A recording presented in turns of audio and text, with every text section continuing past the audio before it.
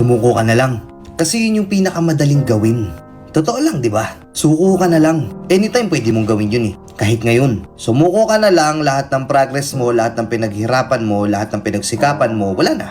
Yun yung pinakamadaling desisyon na pwedeng mangyari agad-agad kapag nag-decide ka ng ganun. Sumuko ka na lang. Mas mahirap pagpatuloy eh.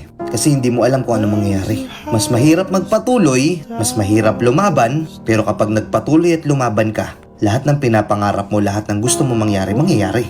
It is always the hard way. Anytime pwede ka sumuko. Sobrang daling sabihin lang nun. Sobrang daling gawin nun. Totoo, di ba? Pero susuko ka nga ba porket sinabi ko sa'yo na susuko ka? Tandaan mo, ang taong nagtatagumpay, hindi niya iniisip yung sinasabi ng iba.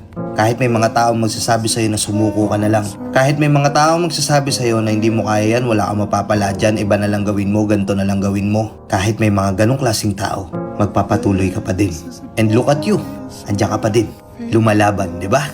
Marami naging struggle sa buhay mo ngayon, marami kang pinagdaanan, pero look at you, still fighting, still thriving. And masaya ako at proud na proud ako sa mga ganong klaseng tao. Oo, ikaw yun, kaya tuloy-tuloy lang. May mangyayari dyan, kung ano man yung pinagtutuunan mo ng pansin, may mapapala ka dyan.